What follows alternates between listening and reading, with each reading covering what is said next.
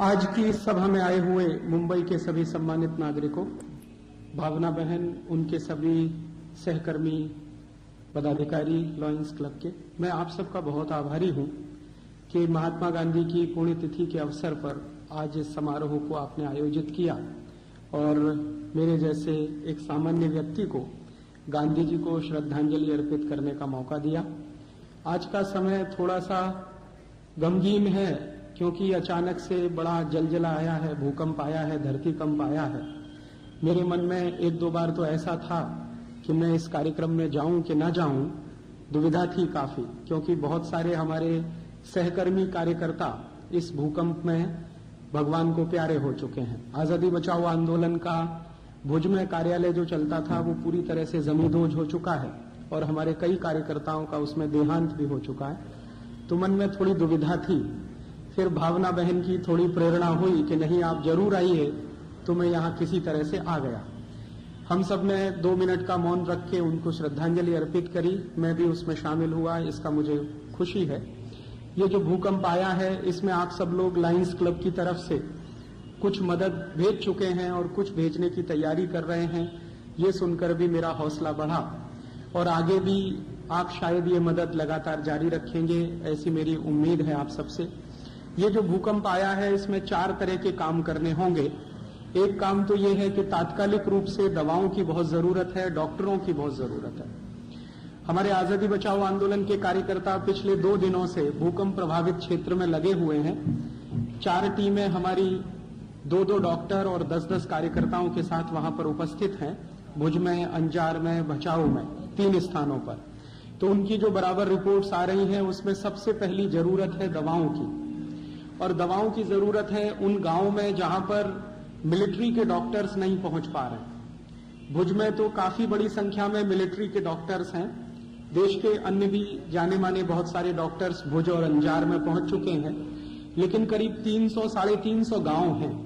राजकोट से भुज अगर जाएं, आप में से बहुत सारे लोग गए होंगे शायद बाई रोड, तो उस पूरे रास्ते पर 200 किलोमीटर का फासला है राजकोट से भुज के बीच का लगभग। उस रास्ते में करीब 350 गांव हैं। उन 350 गांवों को मदद की सबसे ज्यादा जरूरत है। इस समय जो ज्यादा मदद पहुंच रही है वो भुज में पहुंच रही है, क्योंकि टेलीविजन पे उसका एडवर्टाइजमेंट काफी हो रहा है न्यूज के माध्यम से। तो जो भी लोग पहुंच रहे हैं भुज में पहुंच रहे हैं। मेरा आप सब लॉयंस के साथियों से निवेदन है कि अगली मदद जब आप भेजें तो उसको भुज में ना भेजें, अंजार में ना भेजें, भचाऊ में ना भेजें, क्योंकि ये तीनों स्थानों पर जितनी जरूरत है उससे ज्यादा पहुंच चुका है। अभी वहां लेने वाले लोग नहीं है, क्योंकि काफी बड़ी मात्रा में माइग्रेशन हो रहा है, पलायन हो रहा है। भूकंप के झटके लगातार आ रहे हैं तो लोग अपना घर छोड़कर, गांव छोड़कर जा रहे हैं। तो जो मर गए हैं वो तो मर गए हैं, लेकिन जो जीवित बच गए हैं वो माइग्रेट कर गए। भुज में से काफी लोग माइग्रेट कर गए हैं, अंजार में से कर गए हैं, बचाऊ में से कर गए हैं। तो माइग्रेशन ज्यादा होने के कारण वहां जिनको आप रिलीफ देना चाहते हैं वो लोग नहीं है, माने जो पात्र हैं रिलीफ लेने के, वो इस समय वहां पर उपलब्ध नहीं है। तो हो क्या रहा है कि आप जो भी मदद भेजते हैं आर्मी ऑफिसर्स उसको रख लेते हैं और वो कहते हैं कि आप मदद छोड़ के चले जाइए। तो मुश्किल अभी ये आ रही है। तो मेरा आपसे विनम्र निवेदन है कि अगली बार आप जो भी मदद भेजें, जो आपने भेज दिया वो तो भेज दिया, लेकिन नेक्स्ट आएगा उसमें आप 2 बातों का ध्यान रखें कि ये जो राजकोट से आप मदद बांटना शुरू करें, राजकोट को केंद्र बनाएं, वहां से चलें भुज की तरफ। तो रास्ते में मैंने बताया है, मैं पूरे उस इलाके में बहुत बार जा चुका हूं।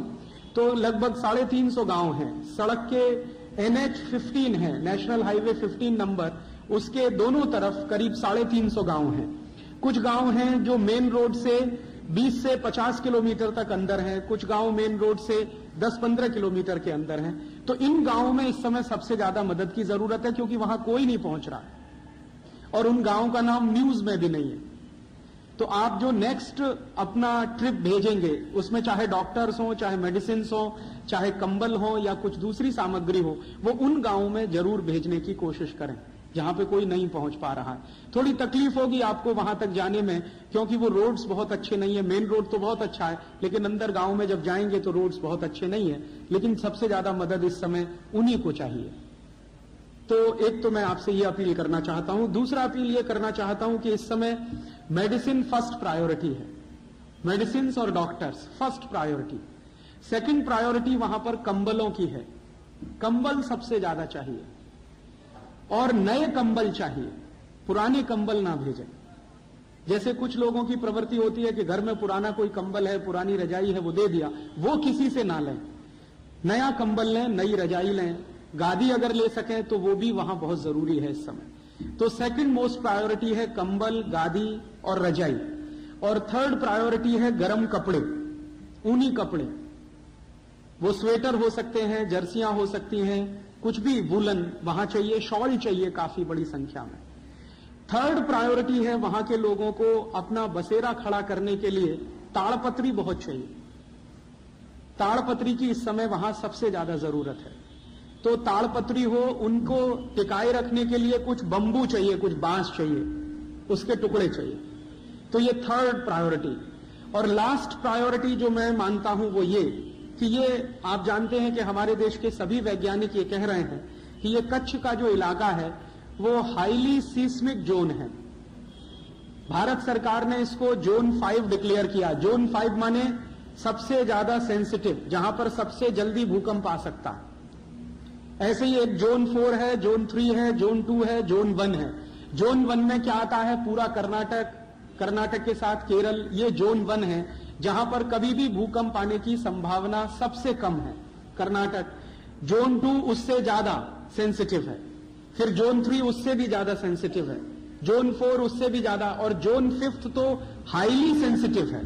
तो जोन 5 में एक तो पूरा कच्छ आता है, गुजरात का कुछ इलाका आता है, फिर उसके अलावा आसाम, नागालैंड, मिजोरम, मणिपुर, त्रिपुरा, ये पूरा का पूरा जो हिमालयन बेल्ट है, और उत्तर प्रदेश का इलाका जिसमें उत्तरकाशी, पौड़ी, चमोली, गढ़वाल वगैरह वगैरह, ये जोन 5 में पूरा आता है। अगर आप भारत का नक्शा देखेंगे तो हिमालय की चोटी से लेकर और इधर पश्चिम की ये जो पूरी बेल्ट है कच्छ तक की, ये बहुत ज्यादा सेंसिटिव है भूकंप के लिए।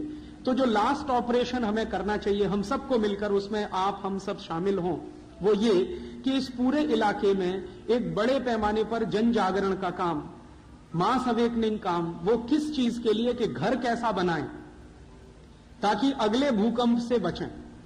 मेरा ऐसा मानना है कि लोग भूकंप से नहीं मरते, अपने बनाए हुए घरों से मरते। भूकंप लोगों की जान नहीं लेता कभी भी, लेकिन लोगों ने जो अपना आशियाना बनाया है रहने के लिए, बड़े मन से, बड़े श्रम से, बहुत सारा पैसा लगा के, उसी आशियाने से मरते।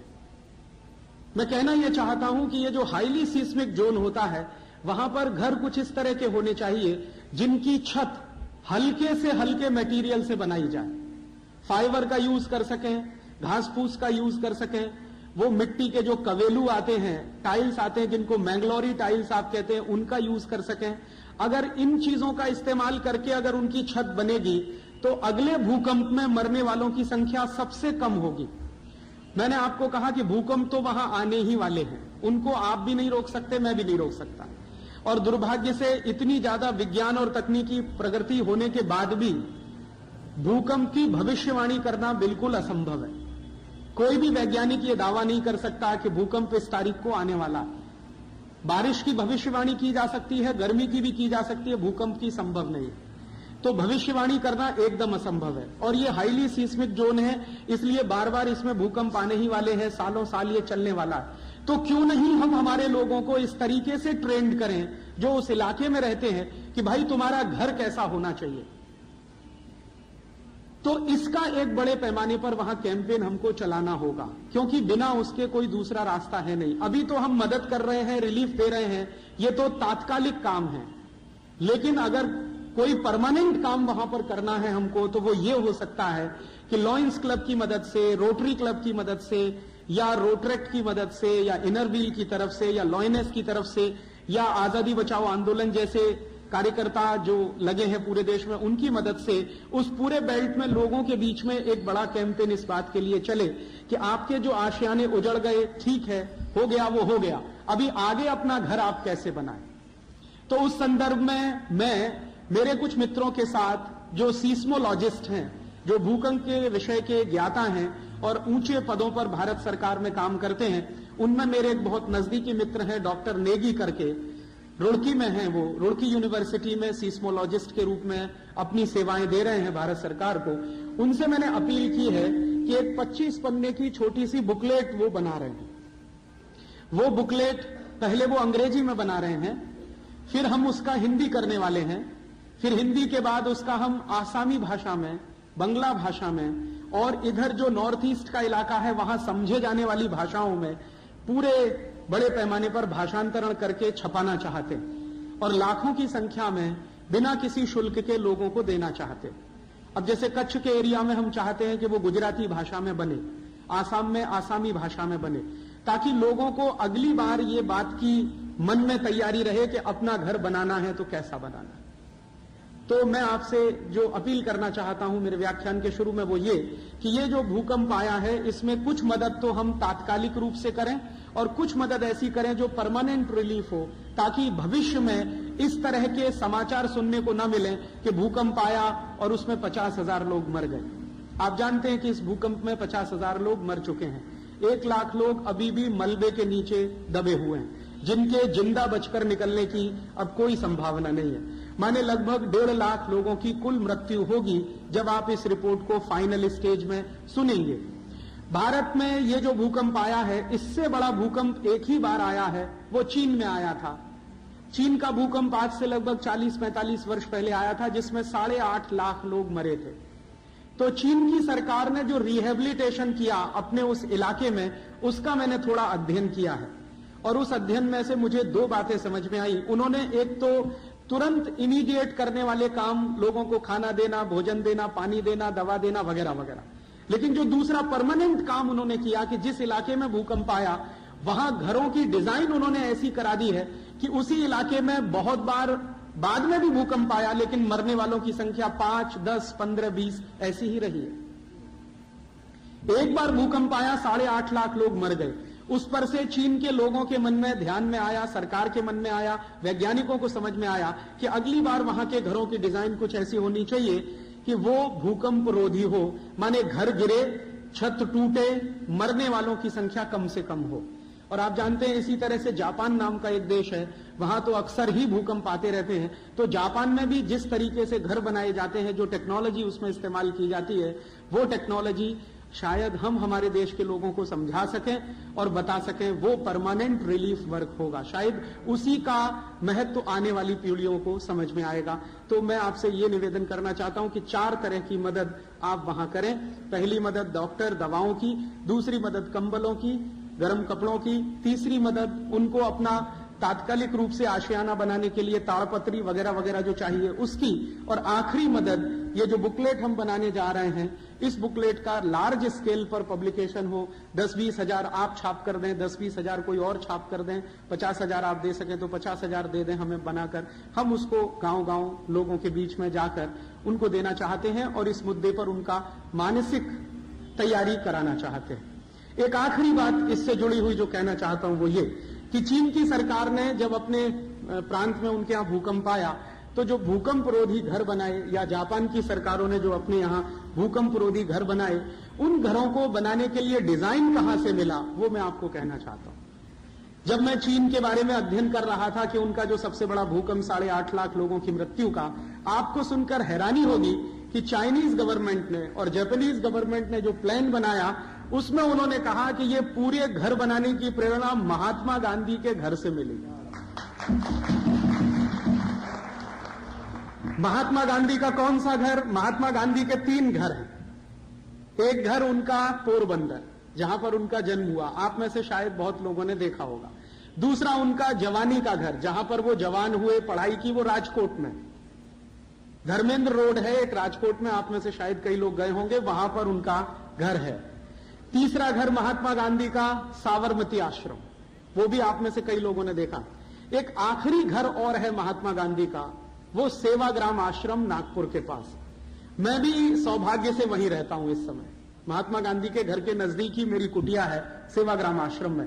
सेवाग्राम आश्रम का घर जो महात्मा गांधी का बना हुआ है, उसे देखने के लिए मैं आप सबको निमंत्रण दे रहा हूं, स्टैंडिंग ऑफर, आप कभी भी वहां आइए, लगे तो कभी आपके लॉयंस क्लब की कोई कॉन्फ्रेंस वहां आयोजित करिए। मैं आपको वो घर दिखाना चाहता हूं। दुनिया के पता नहीं हजारों आर्किटेक्ट आए हैं वो घर देखने के लिए, और सबने उसको एक ही सर्टिफिकेट दिया है कि भूकंप से बचने के लिए इससे अच्छा डिजाइन नहीं हो सकता पूरी दुनिया। अच्छा, और एक मजे की बात मैं आपको यह बताना चाहता हूं कि वो घर जो गांधी जी ने डिजाइन किया वो खुद किया, किसी आर्किटेक्ट ने डिजाइन नहीं किया, महात्मा गांधी ने डिजाइन किया।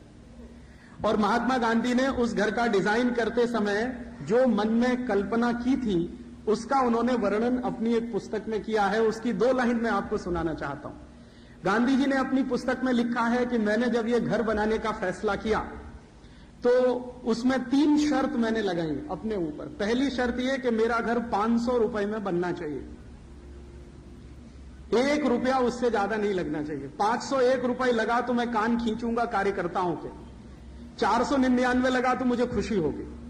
पहली शर्त यह कि घर बनाने में कुल खर्चा 500 रुपए होना चाहिए। और यह बात कब की है? 1936 की।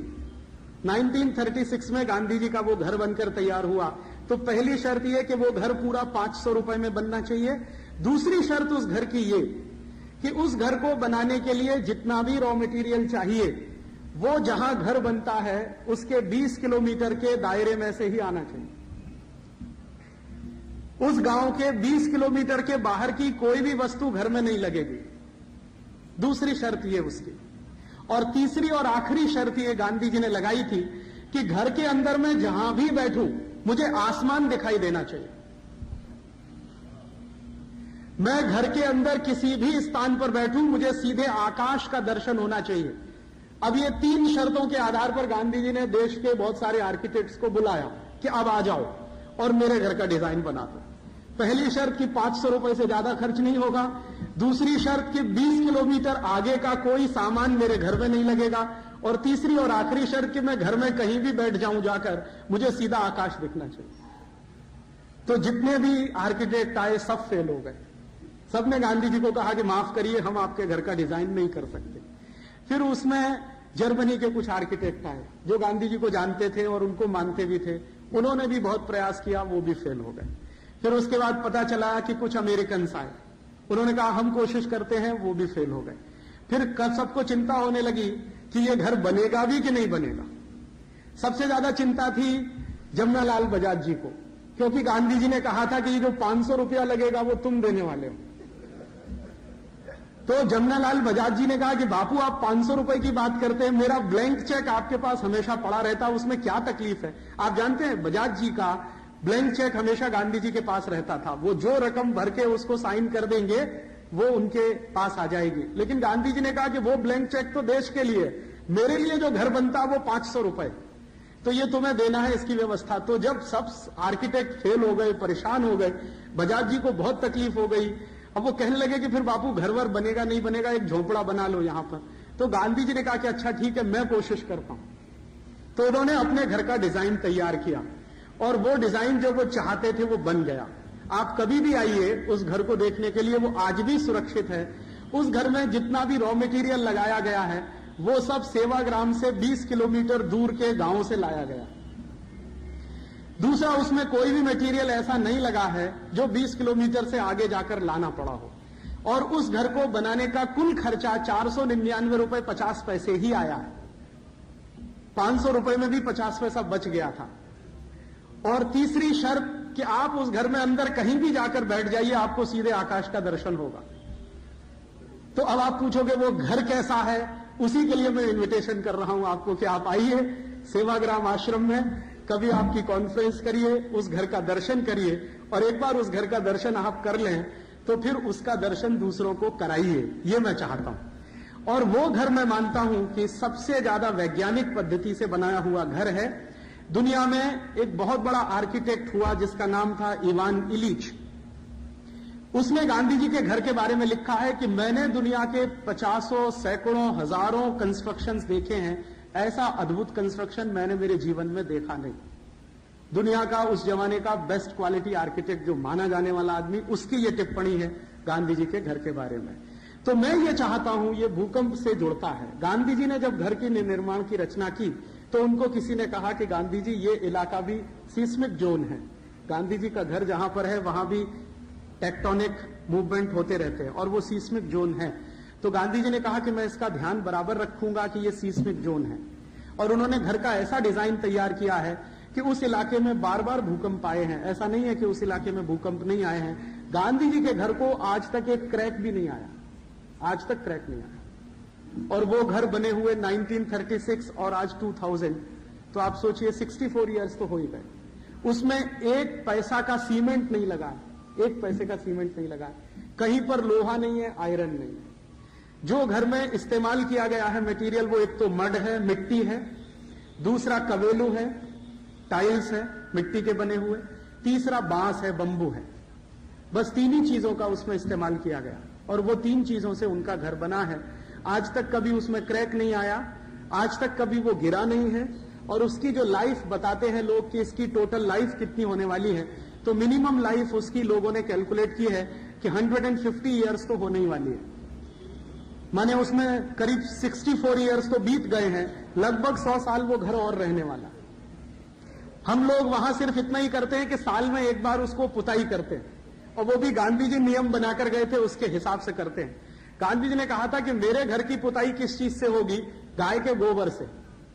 तो वहां गाय पाली जाती है आश्रम में, उसका गोबर निकाला जाता है, उस गोबर को पानी के साथ मिलाया जाता है, साल में एक बार उसकी पुताई करते हैं, व्हाइट वॉशिंग करते हैं बस, और उसमें मेंटेनेंस में कुछ भी नहीं।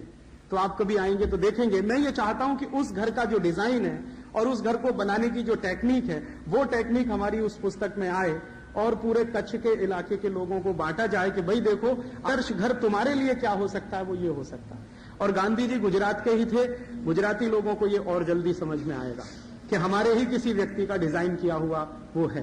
तो ये एक छोटी सी बात जो व्याख्यान के पहले मैं कहना चाहता था।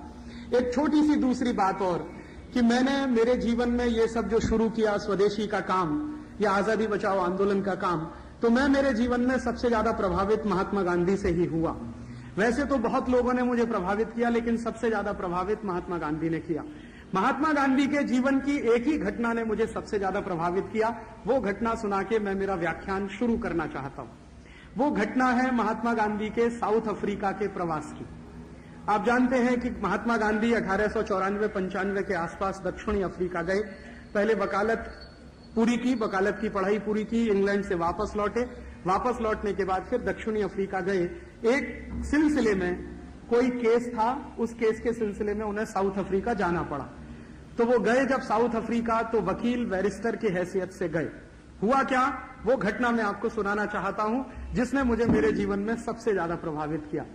गांधी जी पहुंचे, वहां एक कोई कंपनी थी, वो कंपनी को कोई केस हुआ था, वो भारत के ही कुछ लोगों की कंपनी थी। तो गांधी जी उनके वकील की हैसियत से वहां केस लड़ने वाले थे। तो गांधी जी जब वहां पहुंचे तो उसके पहले जो वकील महोदय थे जो केस लड़ रहे थे, पहले से ही एक लॉयर थे वहां पर, उनके साथ गांधी जी का परिचय हुआ। तो गांधी जी ने पूछा कि मुझे जो केस लड़ना है उसकी फाइल जरा दे दो। तो गांधी जी ने फाइल का अध्ययन किया। फिर उसने कहा कि अदालत कहां पर है, वहां लेकर जरा चलो। तो गांधी जी की पहली घटना है ये साउथ अफ्रीका की, वो अदालत में पहुंचे। आप जानते हैं कि खांटी गुजराती आदमी, और गुजरातियों में भी काठियावाड़ी, तो एकदम शुद्ध काठियावाड़ी आदमी। तो आप जानते हैं काठियावाड़ के लोग तो वो पगड़ी बांधते हैं ना, 5 मीटर लंबा कपड़े की वो पगड़ी बनाते हैं और एक विशेष स्टाइल में उसको बांधा जाता है। तो गांधी जी पगड़ी बांधकर अदालत में पहुंच गए। अब जज ने जब देखा कि पगड़ी बांधे हुए कोई व्यक्ति आके बैठ गया है, तो जज ने उनके ऊपर बहुत जबरदस्त व्यंग कसा और उन्होंने कहा कि आपको मालूम है कि अदालत के कानून के अनुसार यहां पगड़ी बांधकर आना मना है, अदालत के कानून के अनुसार। तो गांधी जी ने पूछा तो जज ने कहा कि आपको ये पगड़ी उतारनी पड़ेगी, तब आप यहां बैठ सकते हैं और बहस कर सकते हैं। तो गांधी जी ने पूछा कि आपको शायद मालूम नहीं है कि ये पगड़ी मेरे शान का प्रतीक है, ये मेरी इज्जत का प्रतीक है। मैं भारत में जिस स्थान से आया हूं वहां पगड़ी उतारी नहीं जाती। काठियावाड़ भारत का वो स्थान है जहां पगड़ी उतारना सबसे बड़ा अपमान माना जाता है, और पगड़ी वही उतारता है जो किसी का गुलाम हो जाता है। मैं आपका गुलाम नहीं हुआ अभी तक, इसलिए मैं पगड़ी नहीं उतार सकता। जज बौखला गया, क्योंकि इतनी हिम्मत से बात कहने वाला कोई आदमी उसके सामने पहली बार आया। तो उसने पूछा कि ये है कौन, तो बताया गया कि केस के सिलसिले में ये एक लॉयर है जो भारत से आया है। तो उन्होंने कहा कि इसको तमीज सिखानी चाहिए। तो उनके जो बगल का लॉयर था, जो गांधी जी को लेके गया था, उसने खुसफुस करना शुरू किया और गांधी जी को समझाया कि भाई आप ये उतार दीजिए, नहीं तो बवाल हो जाएगा, कंटेम्प्ट हो जाएगा, जेल हो जाएगी, फलाना हो जाएगा, दिमाग। गांधी जी ने कहा कि कुछ भी हो जाए, ये मेरे सम्मान का प्रतीक है। मैं पगड़ी मैंने अगर उतारी तो ये भारत की पगड़ी उतार दी, ये संदेश पूरी दुनिया में जाएगा, ये मैं नहीं कर सकता। तो उन्होंने कहा कि फिर कंटेम्प्ट हो जाएगा तो जेल जाना पड़ेगा। तो ठीक है, मैं तो तैयार हूं जेल जाने के लिए, आप उनसे कहो कि ऑर्डर करें और मुझे जेल में भेज। तो जज भी परेशान हो गए। अब वो गए थे केस लड़ने के लिए और अपना ही केस लड़ना उन्होंने शुरू कर दिया। अब जज बौखला गया कि ये आदमी कहता है कि ऑर्डर करो, मुझे जेल में भेजो, मैं पगड़ी नहीं उतार सकता, तुम्हारे जो कानून है उसके आधार पर काम। अब वो जज बौखला गया, फिर बहुत सारे लोग आ गए, हंगामा होने लगा, फिर बहुत सारे पत्रकार भी थे, वो सब इकट्ठे हुए। तो जज ने बात को समाप्त करते हुए कहा कि अच्छा ठीक है, आप ऐसा करिए कि अगर पगड़ी नहीं उतार सकते तो आप इस अदालत से बाहर चले जाइए।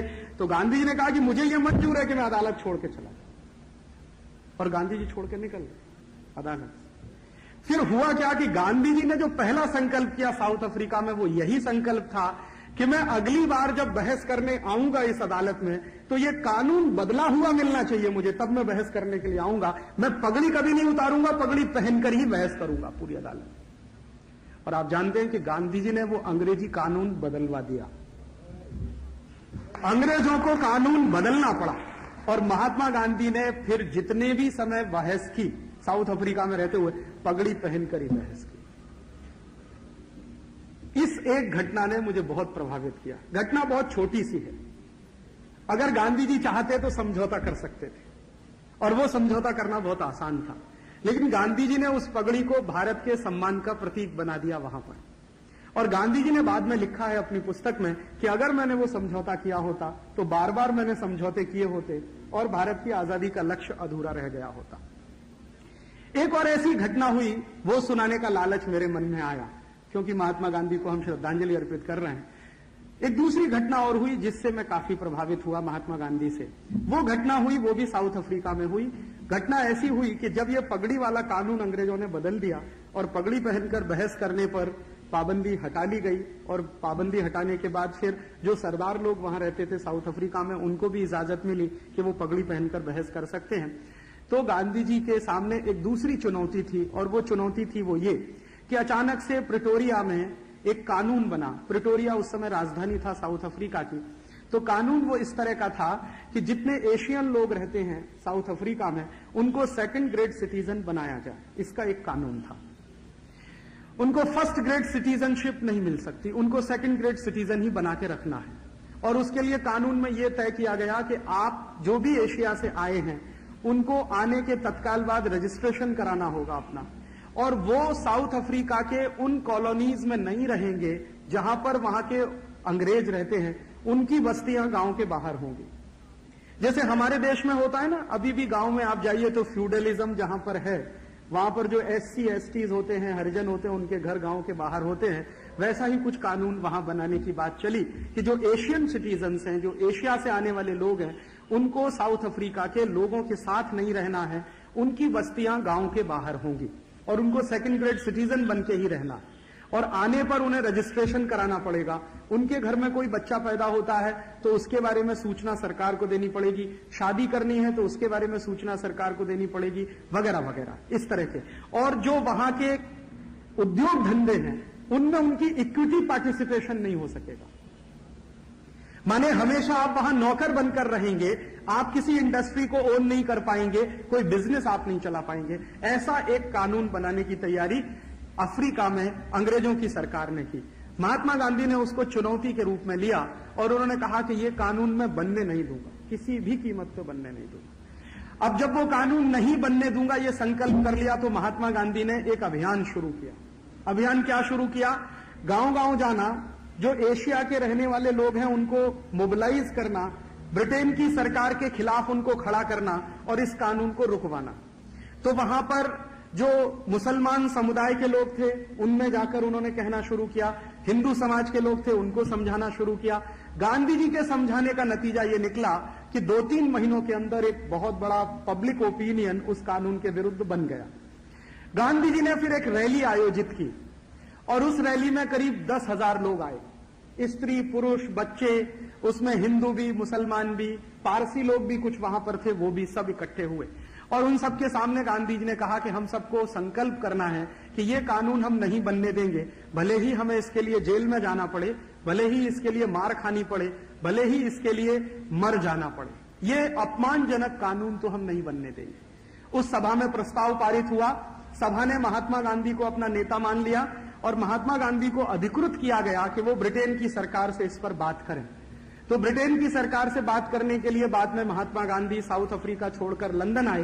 लंदन में करीब 20-21 दिन रहे और वहां भी उन्होंने एक ही काम किया कि लंदन में रहने वाले जो भारतीय लोग थे उनको मोबिलाइज किया और उनका मोबिलाइजेशन जब बहुत बड़े पैमाने पर हुआ तो महात्मा गांधी ने एक ड्राफ्ट बनाया और वो ड्राफ्ट ब्रिटेन के राजा को सामने उन्होंने पेश कराया, जिसमें उन्होंने कहा कि ये कानून एकदम गलत है, अन्यायपूर्ण है, जन भावना के विरुद्ध है, मानवीयता के खिलाफ है, ये कानून नहीं बनना चाहिए।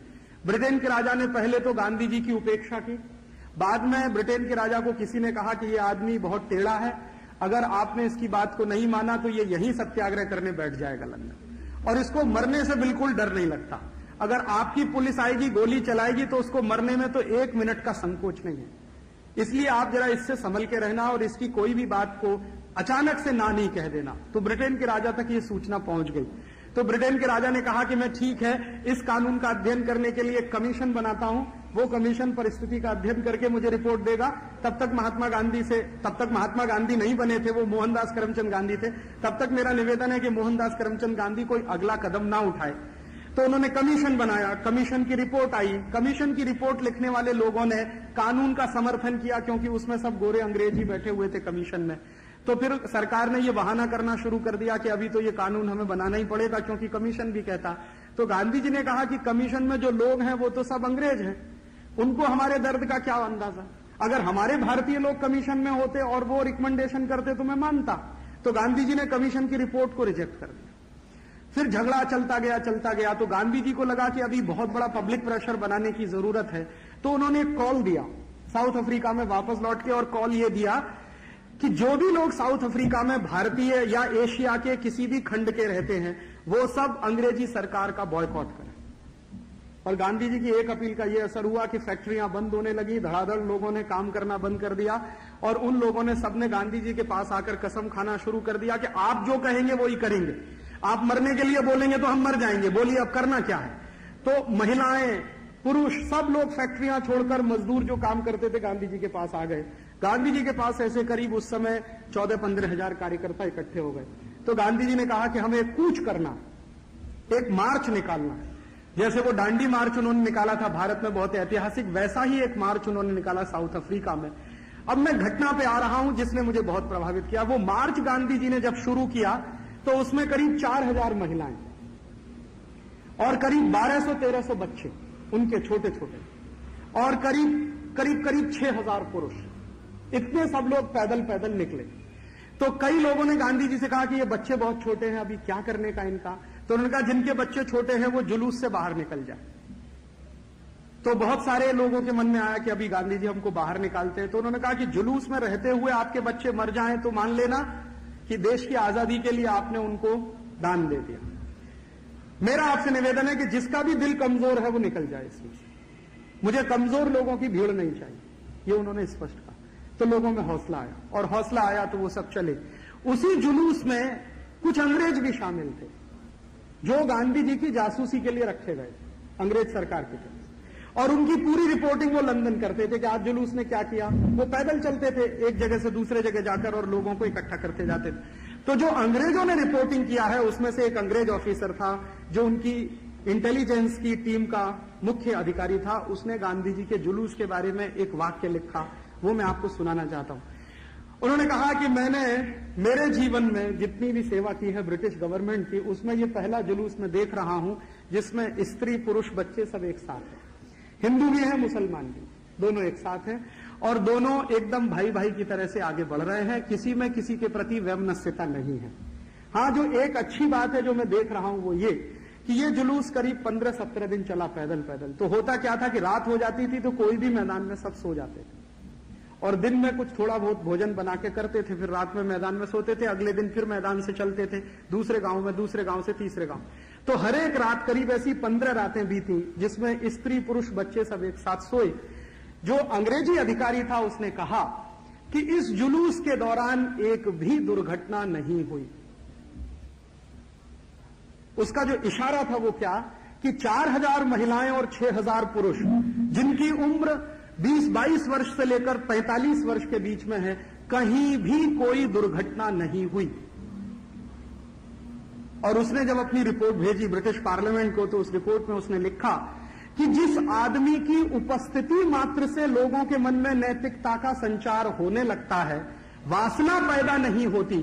स्त्रियां भी लेटी हुई हैं और पुरुष भी लेटे हुए हैं और दोनों नजदीक में हैं, और कहीं कोई घटना नहीं होती बलात्कार की, कहीं कोई घटना नहीं होती है शारीरिक संपर्क की, तो ये तो आदमी कोई विरला है और विचित्र है। अंग्रेज सरकार इससे लड़ नहीं पाएगी, ये उसने रिपोर्ट में लिख के भेज दिया।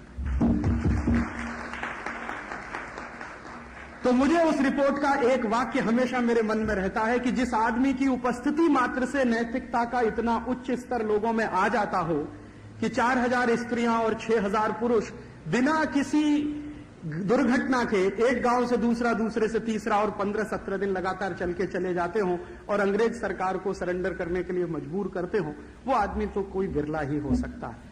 तो बाद में जब उनको महात्मा कहा, सबसे पहली बार उनको महात्मा कहा सुभाष चंद्र बोस ने। तो सुभाष चंद्र बोस से जब पूछा गया कि आपने इनको महात्मा क्यों कहा, मोहनदास करमचंद गांधी से एक दिन सुभाष चंद्र बोस ने उनको महात्मा गांधी बना दिया। और आप जानते हैं कि सुभाष चंद्र बोस के महात्मा गांधी से वैचारिक मतभेद थे। सुभाष चंद्र बोस चाहते थे कि आजादी इस रास्ते से आए, महात्मा गांधी चाहते थे आजादी इस रास्ते से आए। सुभाष चंद्र बोस का रास्ता यह था कि भयंकर हिंसा करनी हो तो हिंसा करें, अंग्रेजों के साथ छल कपट करना हो तो छल कपट करें, हथियार चलाने हो तो हथियार चलाएं, कहीं विदेशों से मदद लानी हो भारत की आजादी के लिए तो वो भी लेके आए। गांधी जी कहते थे कि एक तो उनका सबसे पहला ये आग्रह था कि विदेशी मदद भारत की आजादी के लिए नहीं चाहिए, दूसरा हथियार चलाने की जरूरत नहीं है, अंग्रेज बहुत कमजोर हैं, वो बिना हथियार के ही भाग जाने वाले हैं। ये गांधी जी को कन्विक्शन था बहुत पहले से। उनका कहना था कि इन कमजोर लोगों को क्यों मारना हथियार से, ये तो हथियार उसके खिलाफ चलाना चाहिए जो अपने से ज्यादा ताकतवर हो, इन अंग्रेजों में कुछ भी ताकत नहीं है। और तीसरा उनका सिद्धांत यह था कि भारत में जो भी आजादी आएगी वो सिर्फ आजादी तक सीमित नहीं रही होगी, पूरा मॉडल बदलना पड़ेगा, जो ब्रिटेन का ढांचा है उसको हटा के भारतीय ढांचा लाना पड़ेगा। तो इन मुद्दों पर महात्मा गांधी और सुभाष चंद्र बोस में काफी कुछ मतभेद थे, लेकिन उन मतभेदों के बावजूद पहले नेता थे सुभाष चंद्र बोस जिन्होंने मोहनदास करमचंद गांधी को महात्मा बनाया।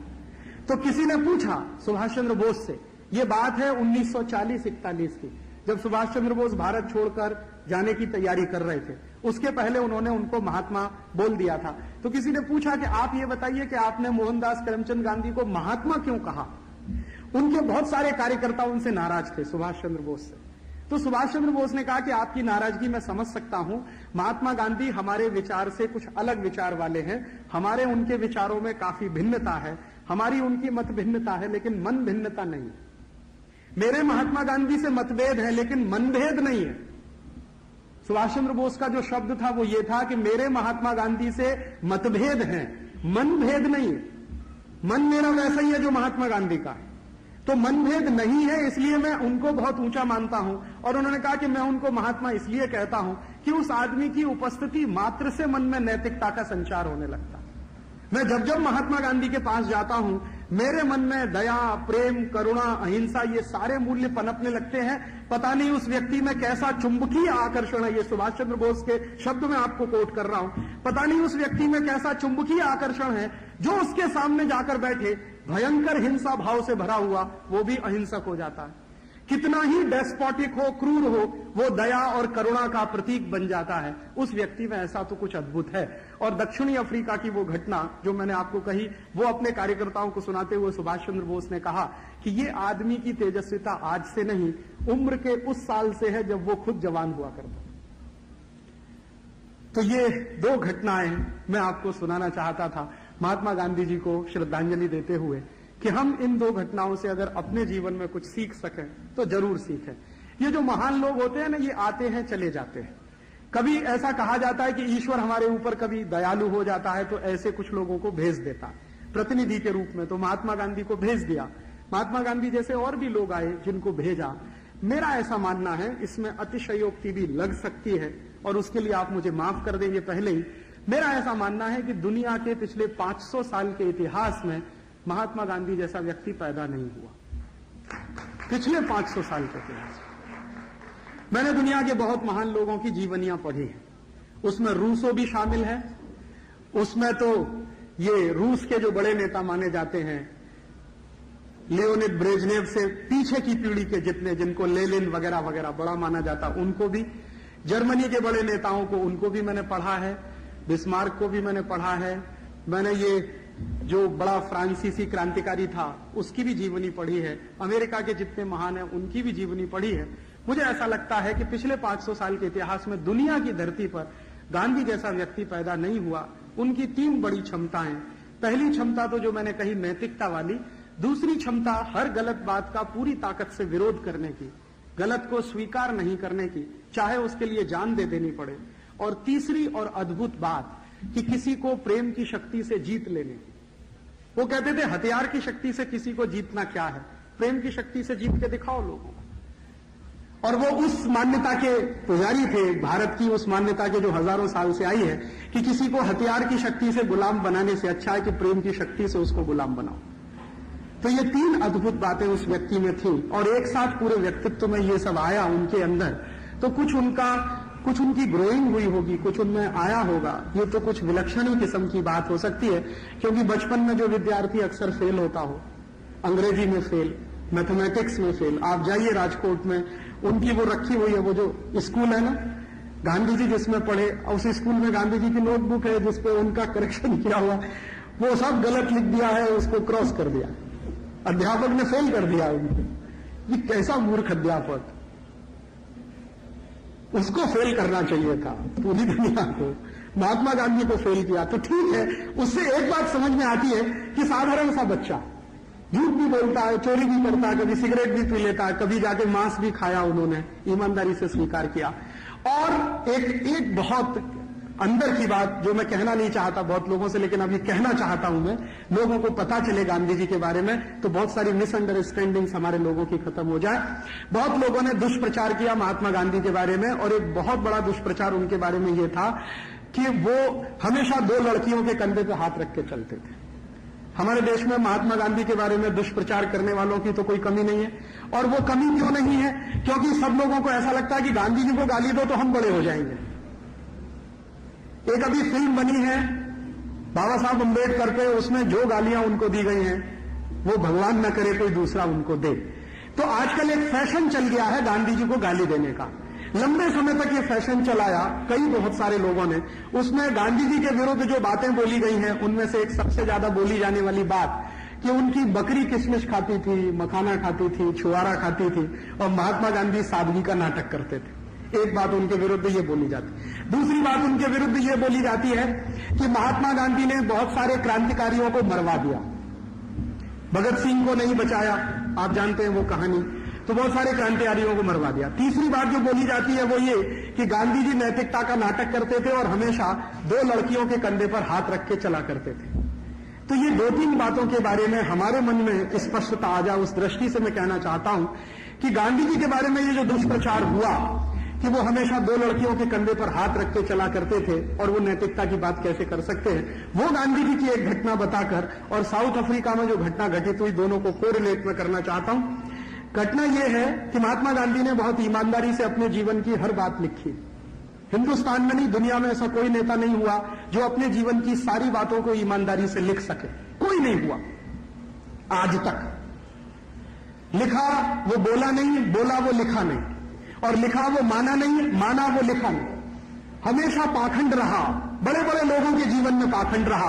अब नाम लेके कहने से उससे कोई फायदा नहीं है, बड़े बड़े लोगों के जीवन में पाखंड रहा। लेकिन गांधी जी के बारे में मुझे जो एक अच्छी बात लगती है वो हम सबको सीखनी चाहिए कि उन्होंने जो किया उसको लिखा और उसी को बोला। उसमें कहीं उन्होंने अतिशयोक्ति नहीं की। अपने जीवन में उन्होंने कोई कुकर्म किया तो उसको लिखा ईमानदारी से। आप उनकी आत्मकथा पढ़िए। महात्मा गांधी की आत्मकथा में वो लिखते हैं और उसको बाद में हरिजन में भी लिख दिया। और एक दिन उन्होंने इंडियन ओपिनियन एक अखबार निकालते थे वो साउथ अफ्रीका से, उसमें भी लिख दिया। घटना क्या है, उनके पिताजी का देहांत होने वाला, मृत्यु शैया पर उनके पिताजी थे, आखिरी घड़ी है जीवन की, डॉक्टरों ने कह दिया है, वैद्यों ने कह दिया है कि ये बचने वाले नहीं है। गांधी जी उनके पास गए हैं उनको देखने के लिए, और उस समय तक उनकी शादी हो गई है, विवाह हो चुका है।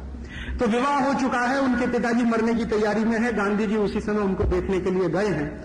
तो उस समय की घटना का जिक्र गांधी जी ने हूबहू अपने शब्दों में जो किया है वो मैं कहना चाहता हूं, और ये वही व्यक्ति कर सकता है जो नैतिकता के बहुत ऊंचे प्रतिमान वाला हो, बाकी पाखंडियों के बस की बात नहीं है ये कह पाना। गांधी जी ने उसमें ईमानदारी से लिखा कि पिताजी की अंतिम सांस चल रही है, वैद्य बैठा है सामने और कह रहा है कि अब ये बचने वाले नहीं है। उसी समय गांधी जी लिखते हैं कि मेरे मन में अचानक काम वासना पाई, कि मेरे मन में, हिंदुस्तान नहीं दुनिया का कोई आदमी नहीं लिख सकता इस बात को, उन्होंने लिखा। और उसके बाद यह भी लिखा है कि जब मैंने देखा, मैं बाहर आया, वासना का अपना खेल गंदा खेल कर मैं बाहर आया, मैंने देखा कि मेरे पिताजी का देहांत हो चुका है, उसी दिन मैंने ब्रह्मचर्य का संकल्प करने का अपने जीवन में तय कर लिया।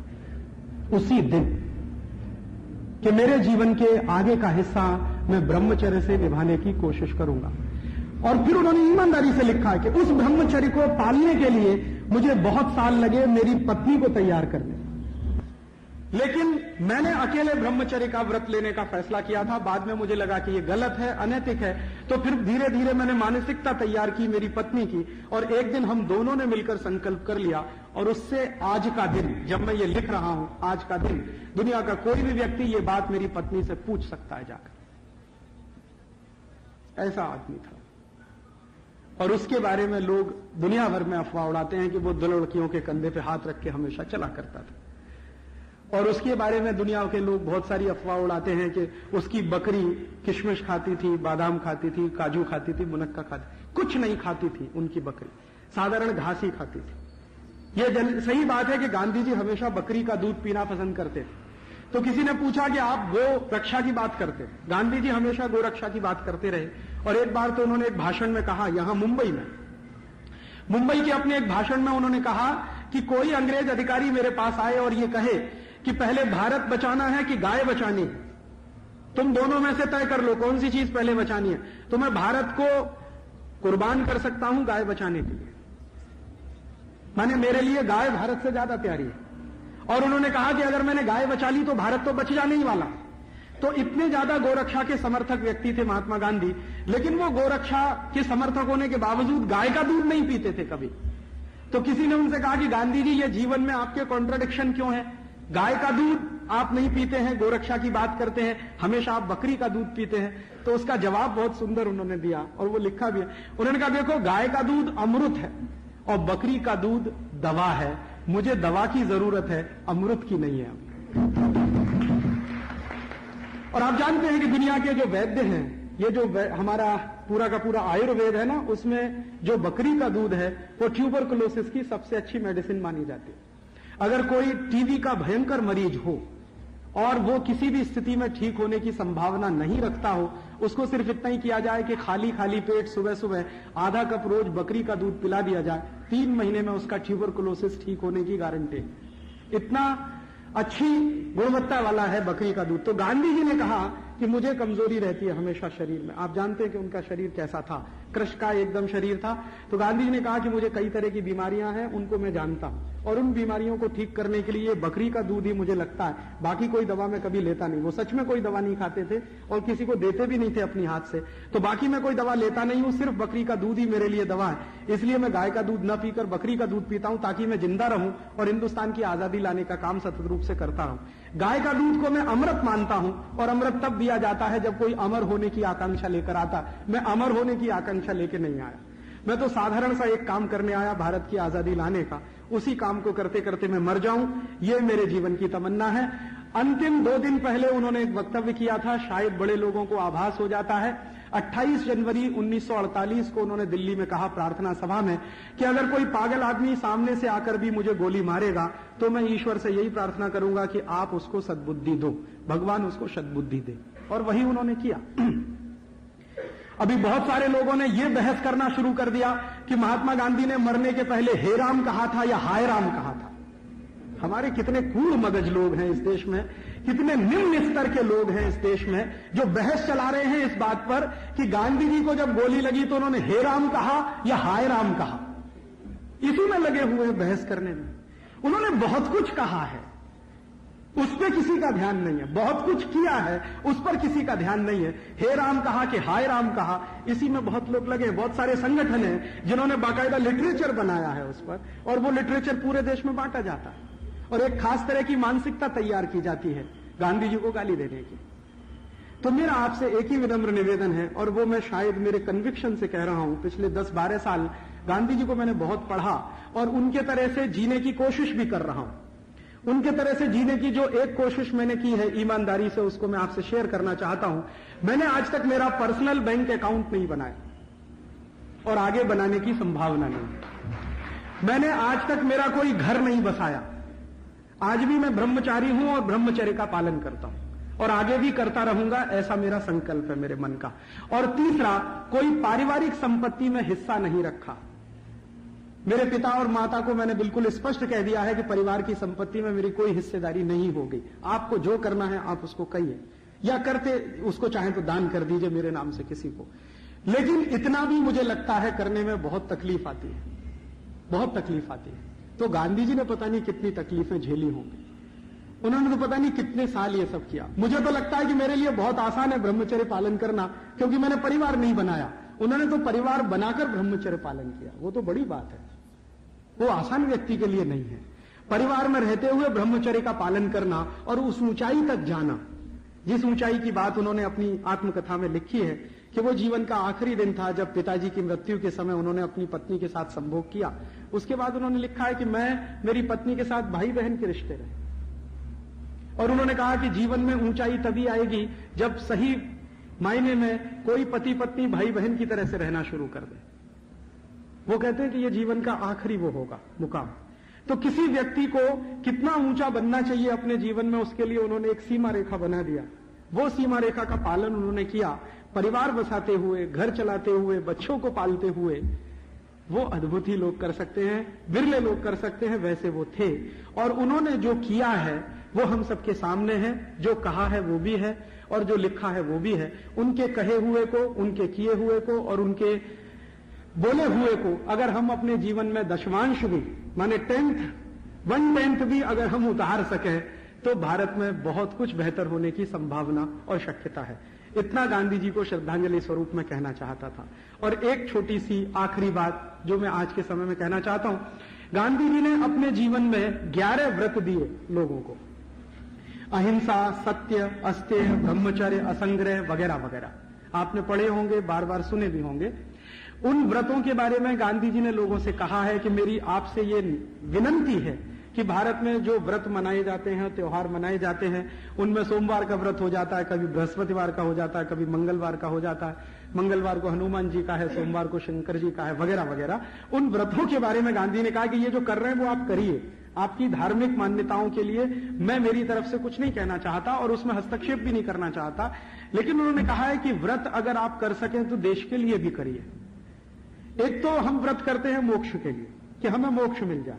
हमारे जीवन में एक मान्यता हमने रखी हुई है और वो मान्यता ये है, आप जितने भी लोग यहां बैठे हैं, आपके साथ मैं भी इसमें शामिल हूं, हम सबकी मान्यता ये है कि पुनर्जन्म होता है, बार बार जन्म होता है, व्यक्ति बार बार जन्म लेता है। और हमारे जो धर्मशास्त्र है या बड़े जो धर्म गुरु हैं, उनकी बात अगर आप सुने और उसको कभी समझने की कोशिश करें तो हर एक धर्मगुरु या हर एक धर्मशास्त्र ये कहता है कि भारत में जन्म लेने वाले को 84 लाख योनियों में से गुजरना पड़ता है। कभी मच्छर बन सकते हैं, कभी मक्खी बन सकते हैं, कभी गाय बन सकते हैं, कभी बैल बन सकते हैं। मनुष्य बनना बड़ा मुश्किल होता है और मनुष्य की योनि मिलना तो विरले लोगों को मिलता है। उसके बारे में सांख्य दर्शन है, वो ये कहता है कि आपने पुराने जन्म में कुछ अच्छे कर्म किए होंगे तो आप शायद मनुष्य बन गए हैं।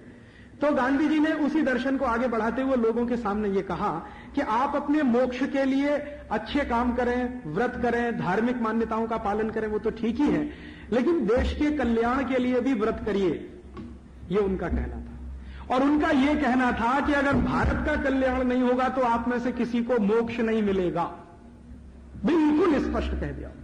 ये कहने की हिम्मत आज तक किसी धर्मगुरु में नहीं हुई। मैंने हिंदुस्तान के इतिहास में शंकराचार्य से लेकर आज तक बहुत सारे धर्मगुरुओं को पढ़ा और काफी को आज के जमाने में सुना भी। किसी में हिम्मत नहीं है ये कहने की कि जब तक देश का कल्याण नहीं होगा तुमको मोक्ष नहीं मिलेगा, तुम्हारी आत्मा भटकती ही रहेगी, तो देश का कल्याण कर लो, तुम्हारा मोक्ष अपने आप हो जाएगा। और फिर किसी ने गांधी जी से पूछा कि आप ये सब काय के लिए करते हैं, अंग्रेजों को भगाना, हिंदुस्तान को नए सिरे से खड़ा करना। तो गांधी जी ने कहा, ये सब मैं मोक्ष के लिए करता हूं, ये मत कहना कि भारत की आजादी के लिए करता हूं। ये उनका लिखा हुआ वाक्य है, ये सब मैं मोक्ष के लिए करता हूं। तो किसी ने कहा मोक्ष माने क्या, कि ईश्वर की प्राप्ति। तो ईश्वर की प्राप्ति के लिए मैंने ये तय किया है मेरा रास्ता। तो उन्होंने कहा कि इससे ईश्वर की प्राप्ति कैसे होगी। तो वो सुनाने लगे, देखो भारत आजाद हो जाएगा, आजाद होने के बाद खुशहाल हो जाएगा, गरीबी खत्म हो जाएगी, बेकारी खत्म हो जाएगी, भूखमरी खत्म हो जाएगी, अन्याय नहीं होगा, हर व्यक्ति को सम्मानजनक जीवन बिताने का अधिकार मिलेगा। ये सब जब हो जाएगा तो मुझे मोक्ष मिल जाएगा। अब आप देखिए, इतना बड़ा योगी आदमी किस बात की कल्पना करता है। हम लोग कल्पना करते हैं ना, मोक्ष उन्हीं को सिद्ध होता है जो योगी होते हैं। और योगी कौन होता है, जो अपने को दूसरों से ऊपर उठा लेता है।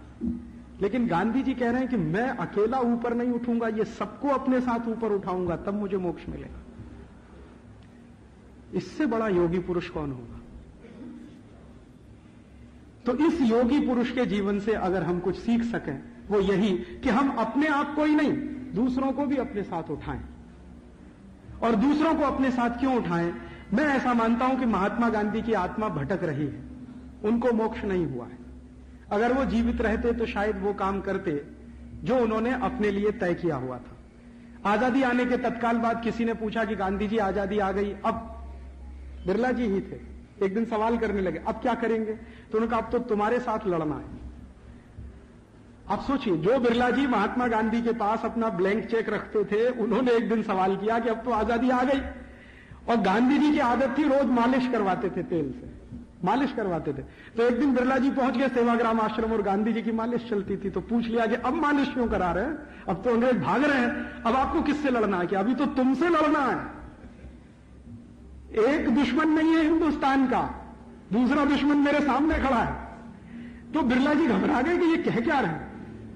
तो गांधी जी ने फिर उनको बड़े प्रेम से समझाया कि देखो घनश्याम दास, ये लड़ाई हिंदुस्तान की जो है बड़ी लंबी है। अंग्रेजों का चले जाना तो एक चरण है, इसके आगे अभी बहुत सारे चरण हैं। तो उन्होंने पूछा कि आपका एसिड टेस्ट क्या है।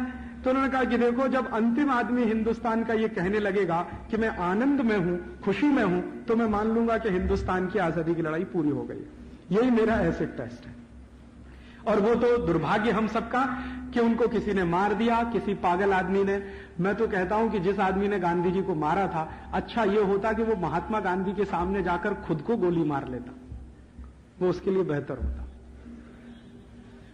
उसने बजाय गांधी जी को गोली मारने के अपने को गोली मार लेनी चाहिए थी, वो उसके लिए ज्यादा बेहतर होता। लेकिन खैर ठीक है, दुर्घटनाएं होती रहती हैं और आगे भी होती रहेंगी, उसके लिए कभी अफसोस नहीं करना चाहिए। हमें यह भी अफसोस नहीं करना चाहिए कि गांधी जी हमारे बीच में नहीं है, क्योंकि वो हमेशा लोगों से ये कहते थे, कार्यकर्ताओं से, कि मैं रहूं ना रहूं, मेरा जीवन तुम्हारे लिए संदेश की तरह से है पूरा। मैंने मेरे जीवन भर जो किया वो आपके लिए संदेश जैसा है। तो गांधी जी के संदेश का अगर हम थोड़ा सा विश्लेषण करें और आज की परिस्थिति को देखने की कोशिश करें, तो मैं ऐसा मानता हूं कि उनको अभी मोक्ष नहीं मिला है, उनकी आत्मा कहीं ना कहीं भटक रही है। उसके 3 बड़े कारण हैं कि उन्होंने जब ये कहा था कि भारत का जब अंतिम व्यक्ति आनंद में रहेगा, खुशी में रहेगा, तो मैं मान लूंगा कि सारे काम पूरे हो गए हैं। वो अंतिम व्यक्ति अभी भी बहुत कुछ चीजों से वंचित है। भारत की इस समय आजादी 1 करोड़ से थोड़ी ऊपर हो चुकी है, और 100 करोड़ से ऊपर हो चुकी है। 1 अरब से थोड़ी ऊपर हो चुकी है, 100 करोड़ से ऊपर हो चुकी है। अब ये 100 करोड़ की आबादी का जरा क्लासिफिकेशन करें, वर्गीकरण करें, तो क्या चित्र है। चित्र ये है कि हिंदुस्तान के 100 करोड़ की आबादी में करीब 25 करोड़ लोग ऐसे हैं जिनके पास एक दिन में प्रति व्यक्ति खर्च करने के लिए 5 रुपया नहीं है। 25 करोड़ लोग ऐसे। भारत सरकार के नेशनल सैंपल सर्वे की रिपोर्ट के अनुसार प्रति व्यक्ति 5 रुपए नहीं रखते एक दिन में खर्च करने की हैसियत, ऐसे 25 करोड़ लोग हैं। 15 करोड़ लोग ऐसे हैं हमारे देश में जिनके पास प्रति व्यक्ति एक दिन में खर्च करने के लिए 1 रुपया नहीं है। 15 करोड़ लोग ऐसे हैं। और करीब करीब 10 करोड़ लोग ऐसे हैं इस समय भारत देश में जिनके पास प्रति व्यक्ति एक दिन में खर्च करने के लिए 50 पैसा नहीं। 25 करोड़ लोगों के पास प्रति व्यक्ति एक दिन में खर्च करने के लिए 5 रुपया नहीं है। 10 करोड़ लोगों के पास प्रति व्यक्ति एक दिन में खर्च करने के लिए 50 पैसा नहीं है। और 15 करोड़ लोगों के पास प्रति व्यक्ति एक दिन में खर्च करने के लिए 1 रुपया नहीं। अब 25 और 15 40 और 10 50 50 करोड़ की हमारी बस्ती ऐसी है जिसको न्यूनतम जरूरतें पूरी करने की कोई व्यवस्था नहीं इसी देश में जहां हम रहते हैं। और इनमें ये जो 50 करोड़ लोग हैं जिस तरह से जीवन बिताते हैं वो किस तरह का जीवन है, मैं आपको 2-3 घटनाएं सुनाना चाहता हूं। मैं पूरे देश में घूमता हूं, देश का ऐसा कोई हिस्सा नहीं जहां मैं नहीं गया। थोड़े समय पहले मैं उड़ीसा में घूम रहा था। उड़ीसा में एक गांव है, उसका नाम है भवानीपट्टनम। वो गांव जो है डिस्ट्रिक्ट सेंटर है कालाहांडी जिले का। कालाहांडी नाम का जिला है, भवानीपट्टनम नाम का गांव है। वहां मैं एक बार गया। उस गांव को जाते समय सड़क के किनारे से जब मैं गाड़ी से जा रहा था तो मैंने 2-3 स्थानों पर बाजार देखा जहां पर बच्चे बिकने के लिए बैठे थे। बच्चों को बेचने के लिए बाजार लगते हैं वहां, और बच्चों को बेचा जाता है उसी तरह से जैसे का बेचा जाता है, टमेटा बेचा जाता है, बैंगन बेचा जाता है। और जिन बच्चों को मैंने बिकते हुए देखा मेरी आंखों से, उनके गले में एक तख्ती लटकी हुई थी, उस पर रेट लिखा हुआ था। जैसे लड़का खरीदना है 10 साल से ऊपर का है तो उसका रेट है 50 रुपया, और लड़की खरीदनी है 15 साल से ऊपर है तो उसका रेट है 35 रुपया। 35 रुपए में 15 साल से उम्र के ऊपर की लड़की आपको खरीदने में मिल जाएगी, 50 रुपए में 10 साल से ऊपर का लड़का मिल जाएगा। जिन स्थानों पर मैंने ये बाजार लगे हुए देखे वहां पर मैंने मेरी गाड़ी रुकवाई और उनको कहा कि भाई ये क्या है, तो उन्होंने कहा ये बच्चे बिकने के लिए आते हैं, यहां अक्सर इस तरह के बाजार लगते हैं। तो मैंने पूछा साल में कितनी बार लगते हैं? उन्होंने कहा आप साल की बात कर रहे हैं, महीने में पूछिए। मैं सोच रहा था कि कभी साल में 1 आध बार होता होगा। उन्होंने कहा नहीं, महीने में पूछिए कितनी बार लगते हैं। अब मुझे क्या हुआ कि एक माँ बाप जो अपने बच्चे को बेचने के लिए बैठे थे, प्रतीक्षा करते थे, बाजू में बच्चे के गले में तख्ती लटकी थी, 55 रुपए का उसका रेट था, 13-14 साल का लड़का था। मैंने उसके बाप को जाके पूछा, मेरे साथ एक कार्यकर्ता था जो उड़िया भाषा जानता है, तो मैंने उसको कहा इसको उड़िया भाषा में पूछो कि ये अपने बच्चे को क्यों बेचना चाहता है। तो उसने पूछा, तो उसके बाप ने जवाब दिया कि मेरे घर में खाने को 2 समय रोटी नहीं है, इसको मैं क्या खिलाऊं।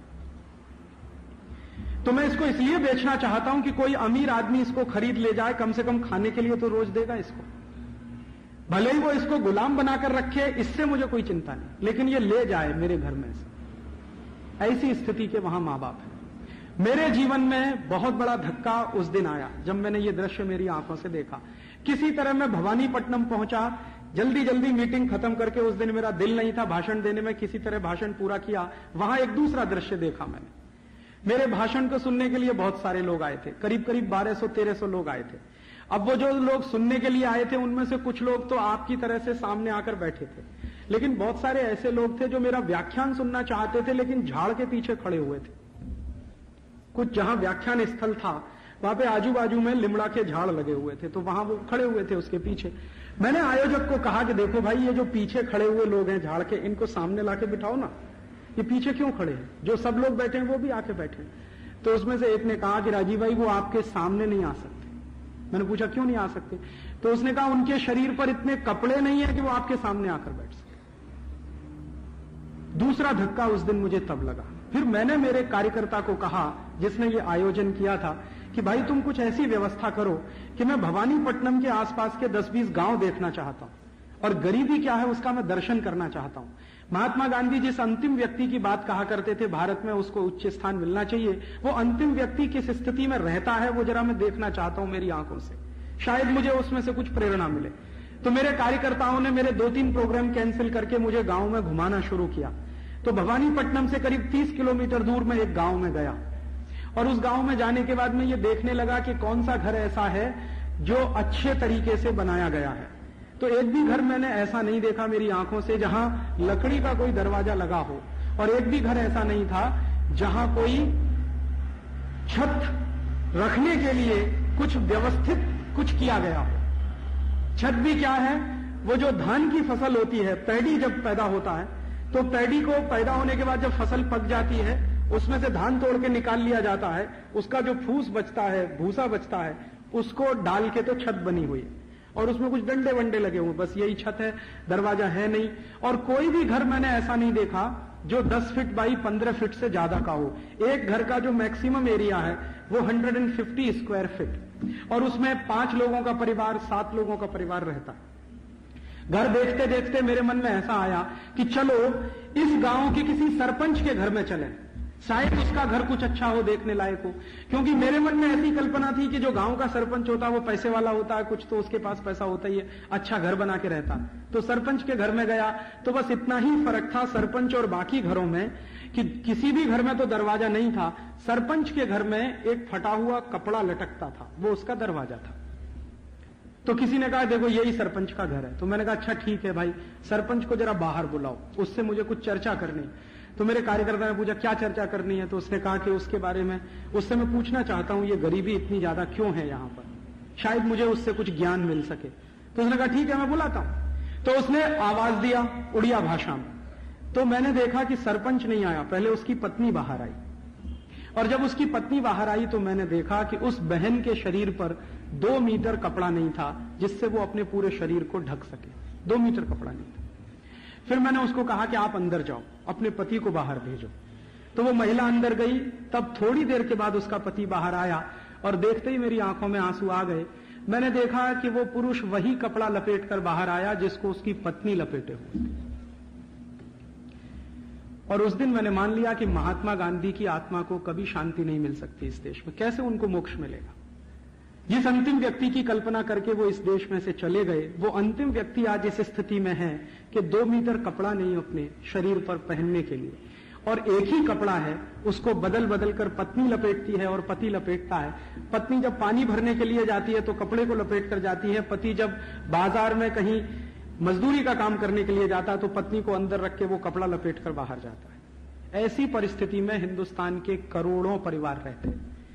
भारत सरकार के आंकड़ों के अनुसार अभी हमारे देश में 11 करोड़ परिवार ऐसे हैं जिनमें प्रति व्यक्ति एक आदमी के पास 2 मीटर कपड़ा नहीं है पहनने को। 11 करोड़ परिवार ऐसे हैं पूरे देश में।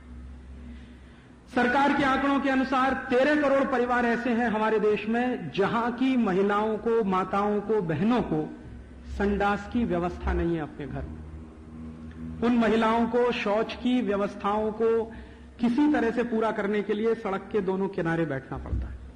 और मैं भारत के गांव-गांव में जाता हूं तो सबसे ज्यादा कोई मुझे, मेरा कार्यकर्ता पूछता है कि राजीव भाई आपको सबसे ज्यादा तकलीफ किस बात से होती है? तो मुझे सबसे ज्यादा तकलीफ उस समय होती है कि जब मैं किसी गांव में घुस रहा होता हूं, मेरी गाड़ी की हेडलाइट सड़क के दोनों किनारे पड़ती है और बहुत सारी महिलाओं को उठ जाना पड़ता है। मेरी गाड़ी निकल जाने के बाद फिर उनको बैठना पड़ता है। उस समय मेरे दिल को सबसे ज्यादा चोट लगती है और मैं अंदर ही अंदर कुड़ता रहता हूं, घुलता रहता हूं कि आजादी के 53 वर्षों के बाद हम 13 करोड़ परिवारों को संडास की व्यवस्था नहीं दे पाए, 11 करोड़ परिवारों को पहनने के लिए प्रति व्यक्ति 2 मीटर कपड़ा नहीं दे पाए। हमारे हिंदुस्तान में अभी भी कुल परिवारों की संख्या 22 से 23 करोड़ है। थोड़ा लिबरल एस्टीमेट अगर लगाया जाए तो कुल परिवारों की संख्या भारत में 25 करोड़ है। तो 25 करोड़ परिवारों में से 13 करोड़ इतनी गरीबी में रहते हैं कि ना तो उनके पास पहनने को कपड़ा है, ना संडास की व्यवस्था है, ना खाने को ठीक से भोजन है, 2 समय को ठीक से मिलता नहीं, कभी मिल जाए तो वो धन्यता मानते हैं, अगले दिन ईश्वर से प्रार्थना करते हैं कि इसी तरह से मिलता रहे। तो एक तो ये भारत का चित्र है, और दूसरी तरफ भारत का एक चित्र और है जिसको देखकर मुझे कभी खुन्नस आती है, मन में गुस्सा भी आता है, और वो चित्र है बंबई का, दिल्ली का, बंगलौर का, मद्रास का, कलकत्ता का। वो चित्र क्या है मेरे मन में जो गुस्सा पैदा करता है वो ये कि वहां उड़ीसा के गांव में रहने वाला आदमी रोज 8 घंटे हाड़ तोड़ मेहनत करता है और उसकी पत्नी को 2 मीटर पहनने को कपड़ा नहीं मिलता, और यहां बंबई के स्टॉक एक्सचेंज में बैठकर कोई आदमी सिर्फ फोन पर हाय हेलो करता है और एक दिन में 1000 करोड़ बना लेता। तब मुझे खुन्नस आती है कि ये कौन सी व्यवस्था है जहां हिंदुस्तान का सबसे अंतिम आदमी 8 घंटे मेहनत करे, कहीं हाड़ तोड़ धान लगाए, गेहूं लगाए, गन्ना लगाए, हमारे खाने के लिए पैदा करे, उसको खाने को 2 समय की रोटी नहीं, सबसे ज्यादा मेहनत होती है खेती के काम में, उससे ज्यादा मेहनत का काम दुनिया में कोई दूसरा नहीं। सबसे ज्यादा स्किल्ड वर्क है दुनिया में, वो खेती का काम है, उससे ज्यादा स्किल्ड दुनिया में कोई काम नहीं। तो उसको 8 घंटे भयंकर मेहनत करने के बाद भी 2 समय खाने को ना मिले, पहनने को ना मिले, उसकी पत्नी को संडास के लिए बाथरूम ना मिले, और दूसरी तरफ यहां फोन पर कुछ इधर उधर करके एक एक आदमी 1000 करोड़ बनाए, 2000 करोड़ बनाए, 5000 करोड़ बनाए। और मैं तो पता नहीं कैसी एक बीमारी फैल गई है हमारे देश के लोगों में कि कुछ लोगों ने तो संकल्प कर लिया है कि 1000 करोड़ से कम संपत्ति होनी ही नहीं चाहिए उनकी, रात दिन उसी में लगे हुए। पूरी जिंदगी का उनका एक टारगेट है कि मेरे पास 1000 करोड़ की प्रॉपर्टी, किसी ने बना रखा है 5000 करोड़ की प्रॉपर्टी, किसी ने बना रखा है 10,000 करोड़ की प्रॉपर्टी। और ये लोग जो 1000 करोड़, 2000 करोड़, 5000 करोड़, 10,000 करोड़ बना रहे हैं, उनको ये नहीं मालूम है कि ये सबका सब एक दिन में ध्वस्त हो सकता है कच्छ की तरह से। जीवन का इतना नंगा सच जो आज हम अपनी आंखों से देख रहे हैं, इसको देखकर अगर हम कोई सबक ले सकते हैं तो वो ये ले सकते हैं, कितना ही अच्छा आशियाना बनाइए, इटालियन मार्बल लगाइए, फ्रांस से लेकर टाइल लाइए और लगाइए, कुछ भी करिए, 1 मिनट भी 7.8 स्केल रिएक्टर पर आया तो ये सब ध्वस्त हो जाने वाला। क्या करेंगे इसका? तो भी जिंदगी का लक्ष्य है किसी का 1000 करोड़, 5000 करोड़, 10,000 करोड़। तो मुझे लगता है कि ये व्यवस्था अगर हम बदलेंगे नहीं तो महात्मा गांधी की आत्मा को शांति मिलेगी नहीं। और सिर्फ महात्मा गांधी की आत्मा की शांति का प्रश्न नहीं है, आपको भी शांति नहीं मिलेगी जी, अगर हिंदुस्तान का एक हिस्सा ऐसा है और दूसरा हिस्सा ऐसा। इसी भारत में मैं देखता हूं कितनी बड़ी विडंबना है, 20, 25, 30 लाख लोग हैं जिनके हाथ में मोबाइल फोन है।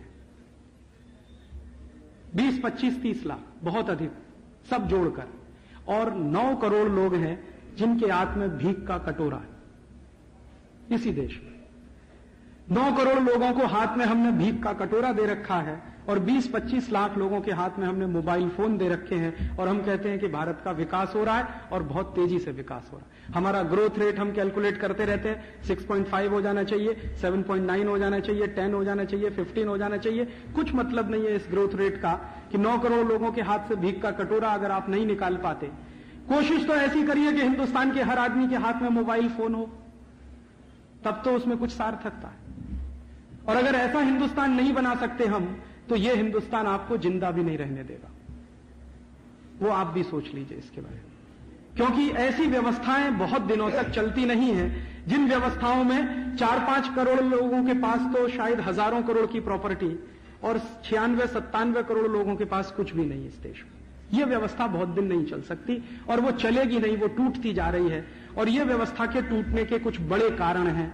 उनमें से एक बड़ा कारण है हमारे हिंदुस्तान में जो मॉडल हमने बनाया है डेवलपमेंट का, वो सारा का सारा मॉडल उधार का है। अमेरिका से कुछ उधार ले लिया, यूरोप से कुछ उधार ले लिया, दुनिया भर के देशों से उधार लेकर हमने हमारा डेवलपमेंट का मॉडल बना लिया। और इस डेवलपमेंट के मॉडल में हमारा उद्देश्य क्या है? हमारा उद्देश्य है कि पर कैपिटा इनकम बढ़ती है कि नहीं बढ़ती।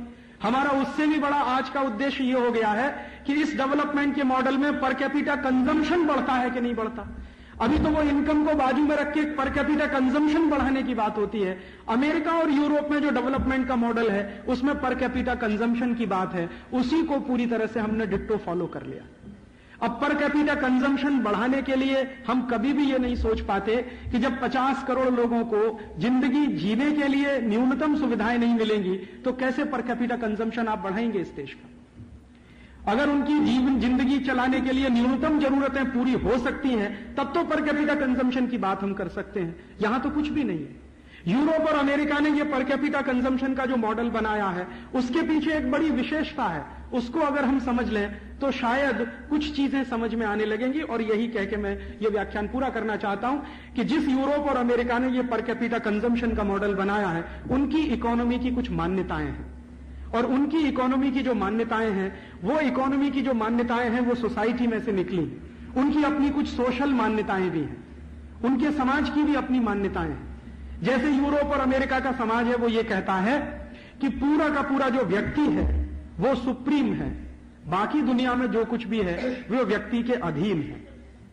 माने दुनिया का जो ढांचा है उसमें पेड़ है, पंछी है, पौधे हैं, हमारी नदियां हैं, पहाड़ हैं, पर्वत हैं, झरने हैं, ये सब व्यक्ति के लिए हैं।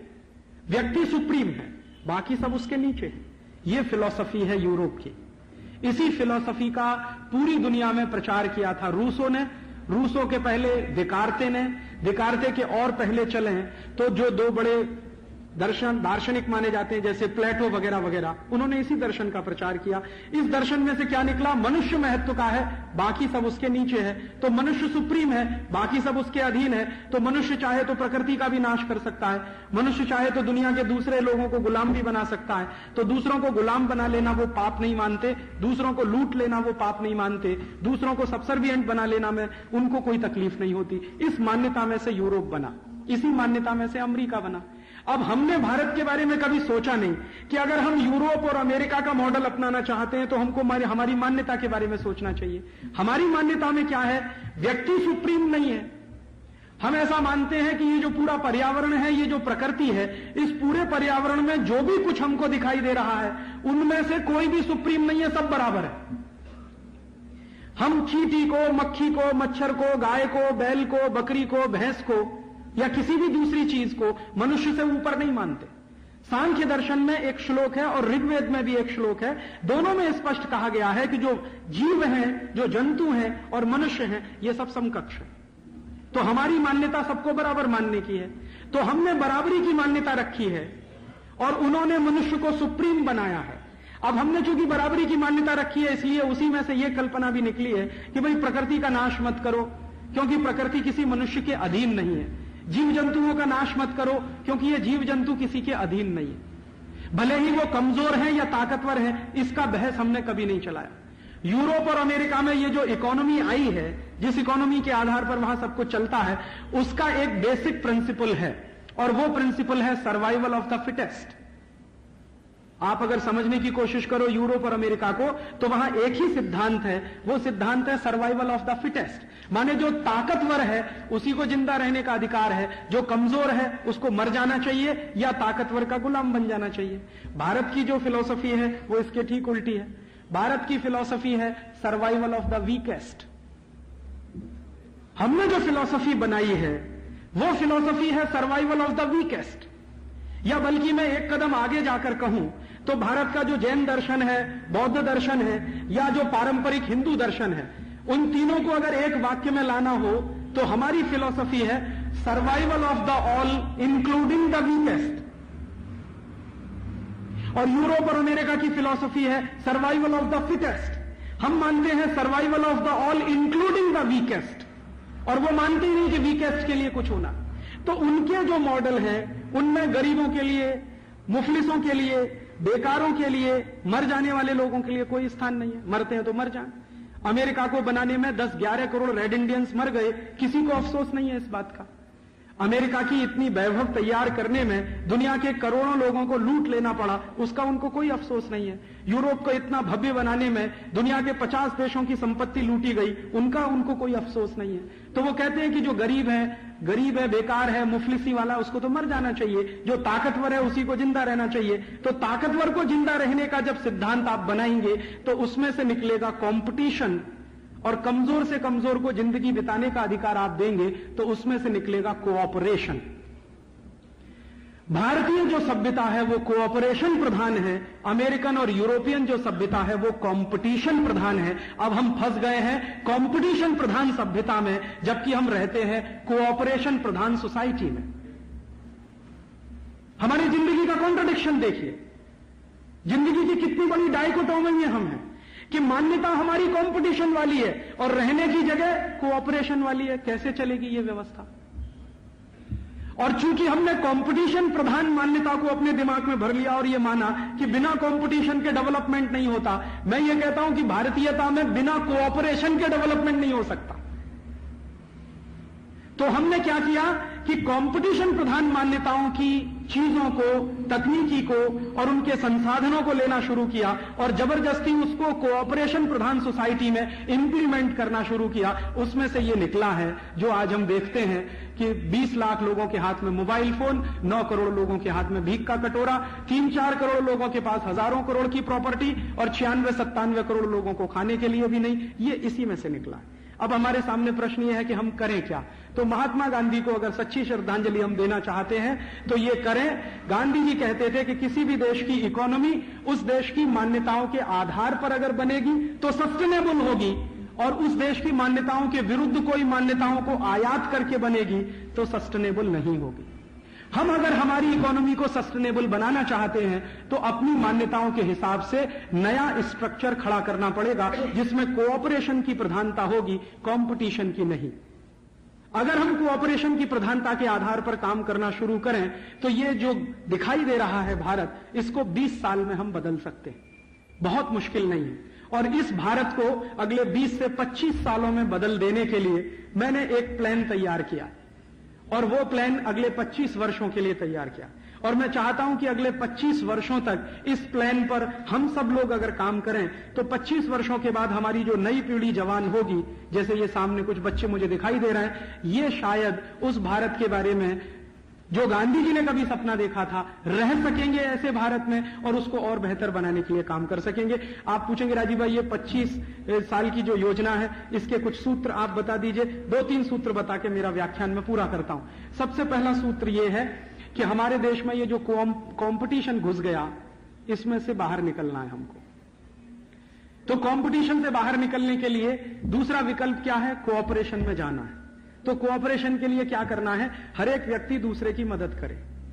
मैं रहता हूं, मेरा कोई पड़ोसी है, वो मुझसे नीची स्थिति में है, तो मैं उसकी मदद करूं। उसका कोई पड़ोसी है, वो उसकी मदद करे। उसका कोई पड़ोसी है, वो उसकी मदद करे। अब आप पूछोगे कि मदद कैसे करें? खैरात दें क्या उसको? पैसा दें क्या? भीख दें? भीख नहीं चाहिए उसको, खैरात भी नहीं चाहिए उसको। उसको सम्मानजनक जिंदगी बिताने के लिए कुछ जरूरतें हैं, वो पूरा करने के लिए आपका सहयोग चाहिए। तो आप कैसा सहयोग कर सकते हैं? मैं आपसे निवेदन यह करना चाहता हूं कि आप जिस मोहल्ले में रहते हैं, जिस गांव में रहते हैं, जिस सोसाइटी में रहते हैं, अगर उसके आसपास कुछ गरीब लोग हैं और वो कुछ उत्पादन करते हैं या कुछ व्यापार करते हैं, तो आप उनके उत्पादन को खरीदने का काम करें, उनके व्यापार को प्रमोट करने का काम करें। यही मदद आपकी उनके लिए सबसे बड़ी मदद होगी। उनको आपसे एड नहीं चाहिए, ट्रेड चाहिए।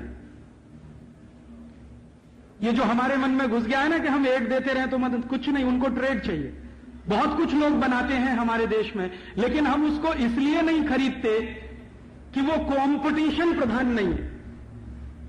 और आयात होके बहुत कुछ आता है, हम उसको इसलिए खरीदते हैं कि वो कंपटीशन प्रधान है। चाइना से माल आ रहा है, अंधाधुंध बिक रहा है बंबई के बाजार में।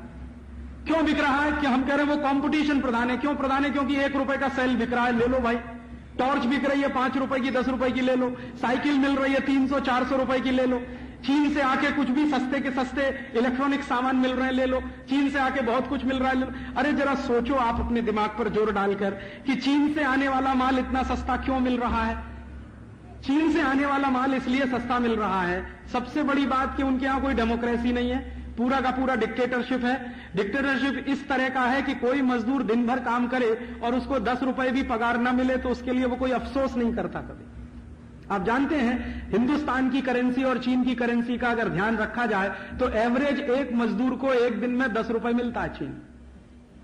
और चीन की सरकार चूंकि डिक्टेटरशिप वाली है तो वो बहुत सारे ऐसे लोगों से उत्पादन कराती है जिनको एक पैसा भी नहीं देती। जैसे चीन की जेलों में बहुत सारे कैदी बंद हैं, वो सारे कैदियों से प्रोडक्शन कराया जाता है, बदले में एक ढेला उनको नहीं दिया जाता। और दूसरा, चीन ने यह संकल्प किया है कि हिंदुस्तान के मार्केट को तोड़ देना है, तो चीन की सरकार ने अपने बहुत सारे प्रोडक्ट पर एक्सपोर्ट सब्सिडी बढ़ा दिया। और एक्सपोर्ट सब्सिडी बढ़ाकर उन्होंने तीसरा एक बेहतरीन काम और किया है कि जो चीन में बनने वाला माल दुनिया के किसी भी देश में एक्सपोर्ट होगा उस पर लोकल टैक्सेस भी माफ। तो एक तो लोकल टैक्सेस माफ कर दिए, बिजली बहुत सस्ती कर दी है। आप हिंदुस्तान में एक फैक्ट्री चलाते हैं, इस समय आपको 4-4.5 रुपए यूनिट देना पड़ता होगा। चीन में वही एक फैक्ट्री चलती है, 90 पैसे यूनिट का खर्च आता, तो 90 पैसे यूनिट की बिजली है। और चीन में अगर एक्सपोर्ट करो आप माल को तो उसके लिए उन्होंने रेट ऑफ इंटरेस्ट 1% से लेकर 4.5% के बीच में फिक्स किया हुआ है। 1-1.5% पर चीन में आपको अरबों डॉलर का लोन मिल सकता है अगर एक्सपोर्ट करना है। आपकी फैक्ट्री अगर एक्सपोर्ट ओरिएंटेड है तो फिर उन्होंने बिजली भी कम की हुई है, लेबर उनके यहां बहुत सस्ता है, और कोई लेबर लॉ नहीं है। आज कान पकड़ के 10 लोगों को निकाल दीजिए, कल 100 लोगों को निकाल दीजिए, कोई अफसोस नहीं है, कोई कोर्ट में नहीं जा सकता, कुछ नहीं है वहां पर। तो इस तरह के कानून और इंफ्रास्ट्रक्चर होने के कारण उन्होंने अपने माल को बेहद सस्ता बना लिया। क्यों? क्योंकि कंपटीशन करना है ना। कंपटीशन का तो एक ही उद्देश्य है ना कि आप जितने सस्ते बेच रहे हैं उससे सस्ता कोई दूसरा बेचे। आप 10 रुपए में बैटरी बेच रहे हैं, वो 2 रुपए में बेचे। आप 2 रुपए पे आ जाए तो वो 1.5 रुपए में बेचे। आप 1.5 पे आ जाए वो 1.25 रुपए में। इसकी कोई लिमिट नहीं है कंपटीशन की, मैं कहना यह चाहता हूं। आप अगर कोशिश करेंगे कि हिंदुस्तान में हम सारे इंडस्ट्रीज को इस तरह से रीस्ट्रक्चर्ड करें कि हिंदुस्तान में भी बैटरी 1 रुपए की बिकने लगे, तो चीन वाले 50 पैसा कर देंगे उसका। फिर आप कोशिश करोगे चलो हम भी 50 पैसे में, वो 25 पैसा कर देंगे उसका। फिर आप 25 पे आओगे, वो कहेंगे 5 पैसे में ले लो। फिर आप कहोगे हम 5 में देंगे, वो कहेंगे मुफ्त में ले लो। फिर कोई दिन कहेंगे कि मुफ्त में क्यों, हमारी बैटरी लो, ऊपर से 5 रुपया और ले लो। मैं आपको सिर्फ एक ही बात समझाना चाहता हूं कि कंपटीशन की कोई लास्ट लिमिट नहीं होती है। इसलिए ये कंपटीशन के चक्कर में ना फंसे, इसमें से निकलकर कोऑपरेशन में जाएं। तो कोऑपरेशन में जाएंगे तो क्या होगा कि भाई मेरे देश में बनता है, मेरा कोई पड़ोसी माल बनाता है, कोई उसका उत्पादन करता है, उसको रोजगार मिलता है, मैं वही माल लूंगा जिससे मेरे पड़ोसी को रोजगार मिलता है, मैं वही सामान खरीदूंगा जिससे मेरे पड़ोसी को व्यापार मिलता है। अगर हम उसको रोजगार दे सकें, व्यापार दे सकें, इसके लिए कोई कोऑपरेशन की नीति पूरी दुनिया में, पूरे देश में चलाएं, तो इसमें से हिंदुस्तान निकल आएगा, जहां फंस गया है पूरा का पूरा देश।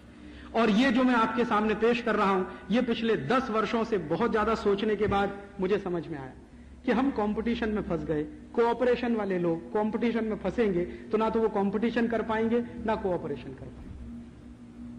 और कंपटीशन वालों के सामने अगर आप खड़े हो जाएंगे तो उनकी कोई लिमिट नहीं है, ना चीन की कोई लिमिट है, ना यूरोप के लोगों की कोई लिमिट है। आप उस लिमिट को कभी क्रॉस नहीं कर पाएंगे। तो वापस लौटें और अपनी कोऑपरेशन की दुनिया में चलें। और कोऑपरेशन की दुनिया क्या, फिर रिपीट कर रहा हूं अंतिम बात, कि अगर आपके गांव में कुछ माल बनता है उसको पहले खरीदें, कोऑपरेशन ये है। आपके गांव में नहीं बनता, बाजू के किसी गांव में बनता है, उसको खरीदें, वो कोऑपरेशन। आपके 2 गांव के बाजू में नहीं बनता, किसी जिले में बनता है, उसको खरीदें, वो कोऑपरेशन है। और जिले में भी नहीं बनता, मेरे किसी प्रदेश में बनता है, उसको खरीदें, वो कोऑपरेशन है। प्रदेश में भी नहीं बनता, भारत के किसी दूसरे प्रदेश में बनता है, उसको खरीदें, वो कोऑपरेशन है। तो ये कोऑपरेशन की भावना अगर हम समझ पाए तो मैं मानता हूं कि भारत की पूरी व्यवस्था को बदलने के लिए ये एक बात काफी है। और कोऑपरेशन की दुनिया में हम अगर वापस लौट आए तो हिंदुस्तान की ये गरीबी, भुखमरी, बेकारी सब हम दूर कर सकते हैं। और गरीबी, भुखमरी, बेकारी को दूर कर पाए तो शायद अपने लिए भी और महात्मा गांधी की आत्मा के लिए मोक्ष की परिस्थितियां बना सकते हैं। तो मोक्ष की परिस्थिति बनाने के लिए सिर्फ मैं इतना ही कहना चाहता था।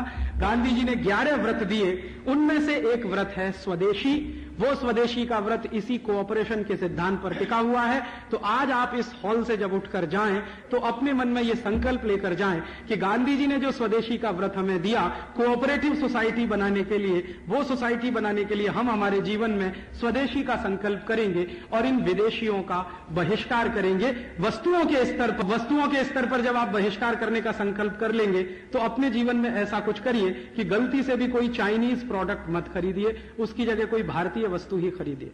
कोई कहेगा कि राजीव भाई वो तो सस्ता है, हमारा महंगा है, तो कोऑपरेशन की भावना से खरीदिए, ना कि कंपटीशन की भावना से।